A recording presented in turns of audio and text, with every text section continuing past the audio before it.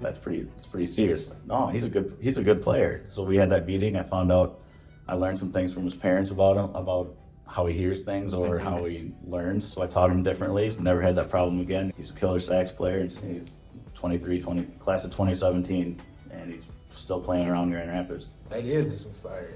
Wow. Mouthpiece in the air coming at you. And got past that, and now he's doing well. Thankfully, you missed. Yeah, right. So what do you do as a band director? What do you do when you have a student that doesn't know anything? Like, how do you work with them?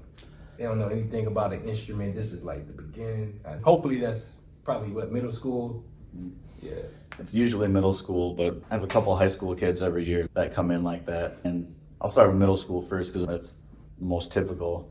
We start with long tones just so they can start building their lungs, and they don't have to worry about music. They just play they play some long tones. They do some exercises to develop the fine facial muscles, because you are using your muscles differently for those things. And so we start off with those, and oftentimes I'll start off with them just doing rhythms and not worrying about reading, because music's a foreign language, especially the style of music that you have if you're in a concert band or a marching band.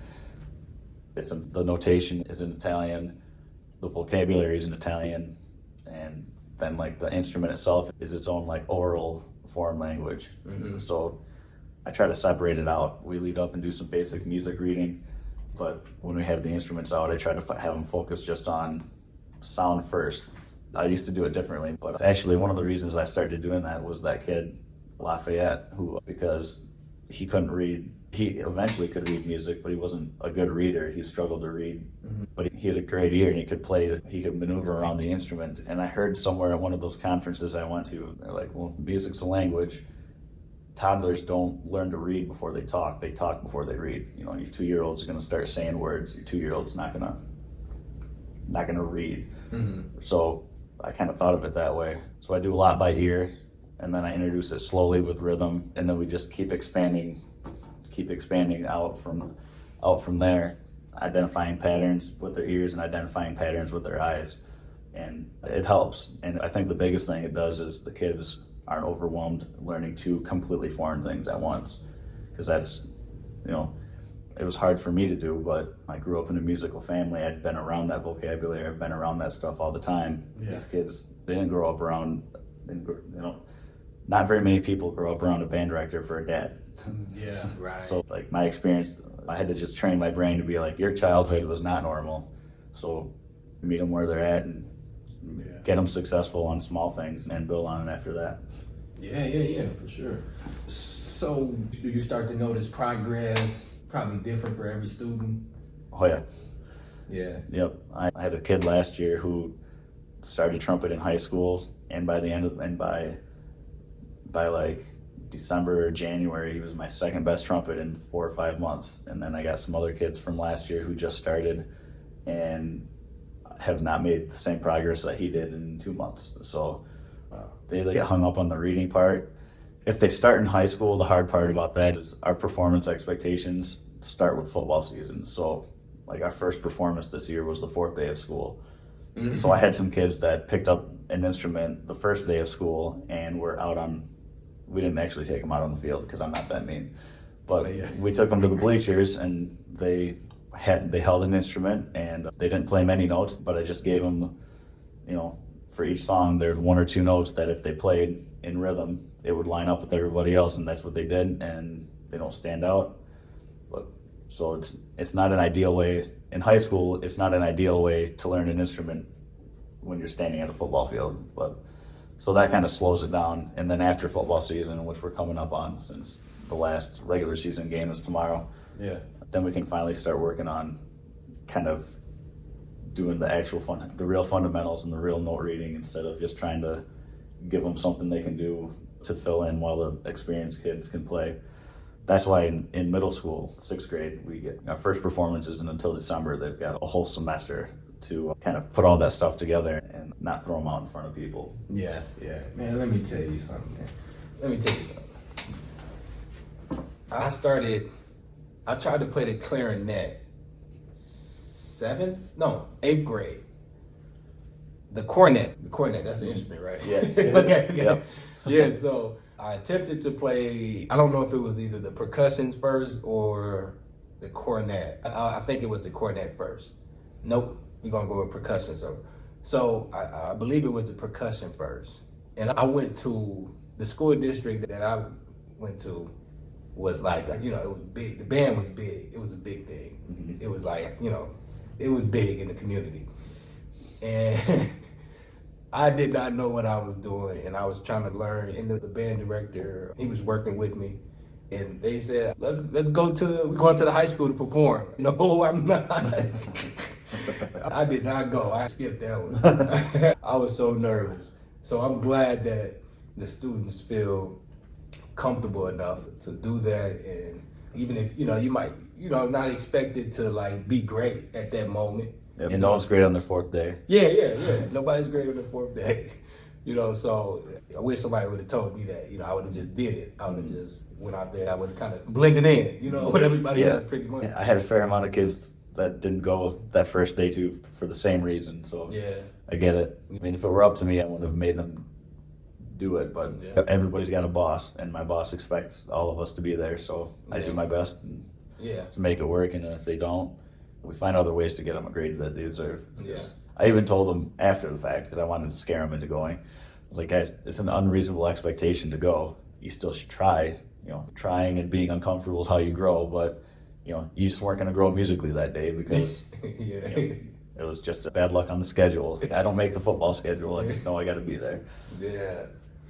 So talk about the skills. Talk about the skills that it takes to be a band director. Musical, obviously. Communicating is a big one, and you can say that for a lot of professions, but communicating and knowing your music and knowing your instruments well enough that you can help somebody improve. You got to be able to explain the same thing at least 5 to 10 different ways, because like you tell a kid, looser, look tighter, put your tongue to the back of your teeth, and you can't see what's going on inside their body, so you have to find ways to get them to either feel it or describe it in a way that they can actually do it. And then so like that communication part that's probably where I work the most, because I know what should happen. I got about three to four tricks for every instrument that usually work, and if those first 3 to 4 don't, then I'm like, I gotta find something else. A different way of saying it, or a different way or some sort of exercise to make them feel it.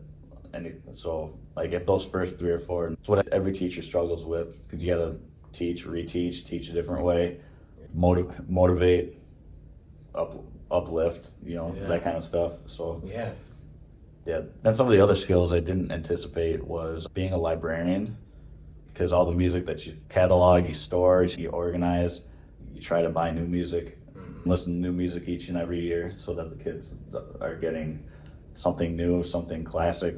You may buy some stuff that you think is great, and then it doesn't work for them. Then you got to pivot and find something else that you might already have to do it. So like keeping track of all that stuff, it's not bad, depending on what that looks like in your job. I walked into 2 good situations, at least with library-wise, where the library was already there, and I just had to maintain it. I've heard of other people coming in where you have like 500 or 600 pieces of music that aren't in boxes and they're in piles, and you have to either find something or organize it and catalog it all on your own. So like it's an unknown part. It's an unknown part of being a band director.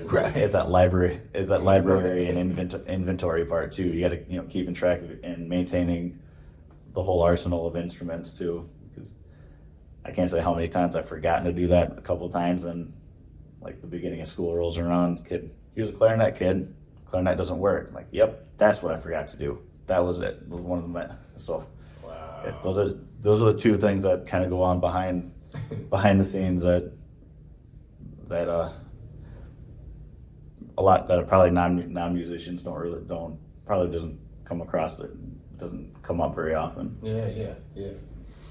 So, got the question of the day today right here. So the question of the day, I try to ask everybody this: have you ever devalued your gift? It's a good question. I've never been asked that either. That's why it's the question of the day. Yeah. Devalued. Yeah, I mean, not on purpose, but we all get, I guess not everybody, but a lot of normal people will have like that imposter type of syndrome, or like, something will happen where your confidence takes a hit, and you get that a lot in music because there's a lot of failure, and it's just part of it. It's just part of it. You're gonna, I do small failures like messing up a line or messing up a note or something big where you just have a brain fart on stage in front of somebody. Wow. Yeah. But or sometimes in my case, if the kids don't play as well as we'd practiced, then it's a hit for them. We're in a school setting, so the band kids and the band isn't always valued either, and that's the time where I can feel devalued, and then you just feel for the kids if something goes wrong and it's either my fault or I felt like it's my fault, or I've devalued it a lot because sometimes I'm like, man, maybe I can play, but I just can't communicate it and give it to somebody else. I felt that a lot, but the kids always make it worth it, and the kids always come around. Like even if it's a bad show is rarely a bad show anyways, like because we're always prepared enough that at our worst it's still good. At least was what I tell them. But sometimes it's pretty rough. It's easy to devalue when like, man, I missed something really obvious that could have prevented that from happening. Yeah. It's like you said. I think everybody or most people have those moments of valuing their gift at some point. So do you have any social media that you want people to follow or anything? I don't do a lot of social media. I have my personal Facebook. I don't do a lot of musical or anything profound on Twitter, but I do have my second job. I'm the assistant director at Davenport University. So we have socials for that. It's DU_Pep Band. It's Davenport Pep Band and Marching Band, and I do more the social media I do is usually for them and not for me.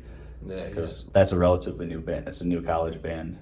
The marching band's in its fourth or fifth season, and the pep band's in its 10th.